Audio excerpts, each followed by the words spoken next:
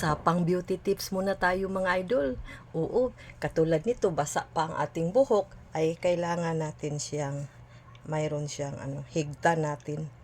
Kasi para pag make-up natin, wala na siyang sagabal sa ating mukha. Siyempre, unahin natin. For example, may lakad tayo, may samba tayo, or saan man tayo, mayroong birthday party na simple-simple lang na mga birthday, maglagay tayo ng mga ganito, mga SPF, mga idol. Oo, lalo-lalo na ngayon sa Pilipinas ay napakainit. So, lagyan natin. Ganyan lang ang paglagay ng mga cream-cream, mga idol. Ganyan lang. Konti-konti lang. Pea-size. Kumbaga, ito ang tinatawag na SPF. Sun protection ito, mga idol. Bago pa tayo maglagay ng ating simple makeup. Ang paglagay ng mga cream-cream kahit sa anong klaseng cream, mga idol, ay kung dito ay pag ganon siya palabas, from center to labas, para yung mga wrinkles palabas din, ganyan. So siyempre,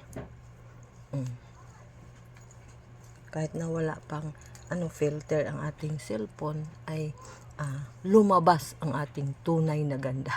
Oo, ito. So, siyempre, kung hindi tayo na-aircon, mayroon electric fan dyan para ang ating ma-dry agad. Kasi mapawis man pag walang hangin. So, yan, ready na ang ating, kailangan nakabihis na din tayo para diretso na after makeup. Simple makeups lang naman, hindi man sobrang makeup talaga. Siyempre naman, kailangan din natin ayusin ang ating sarili bago tayo aalis ng bahay. So, siyempre, pagkatapos ng ating cream, ay unahin ang kilay. Kilay talaga ang unahin, mga idol. From up to down, ganyan, up to down. Madrawing lang ng konti, kilay.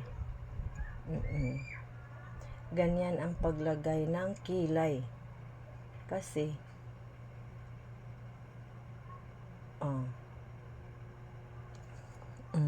kailangan may kilay, may may kilay talaga tayo, kahit na konti lang.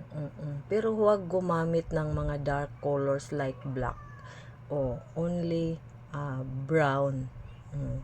Brown lang ang mas maganda gamitin. Bakit brown? Kasi pag black kasi lalong maging masungit ang ating hitsura, maldita kumbaga. So, yan. Pagkatapos, ito ang ating mascara. Siyempre, kung may eyeshadow tayo, gamit tayo ng eyeshadow bago tayo magmaskara. Pero ako kasi, hindi ako mag-eyeshadow. Mag-eyeshadow kung nasa trabaho tayo, like mall, ganyan. O party na talaga ang atinan natin. Pero kung simple lang na lakad, mga may mga transaction, mascara. At saka pababa na, saka na yung blush on. So, huwag gagamit ng mga dark color blush on, only pink.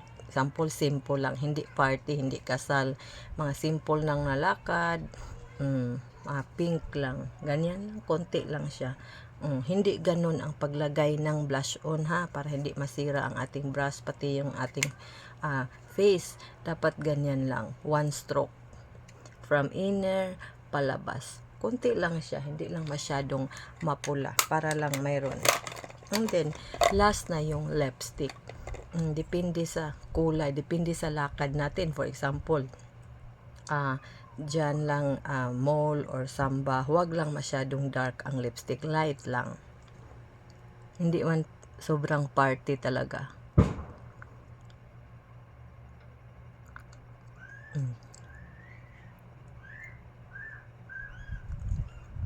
So, ganyan.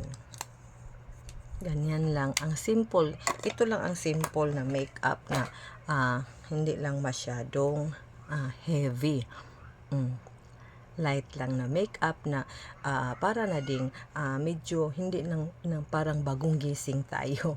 So yun lang mga idol, kasi pag may kasal talaga or bonggahan na party ay yan, ang iba magpa-parlor, pero kung simple lang na mga lakad na hindi sobrang bonggahan, alangan naman din magsamba tayo, magsubra na ang ating makeup na parang nagpa-parlor, ay hindi din yun. Para lang parang presentable din, or para bang napakasigla ng ating mukha.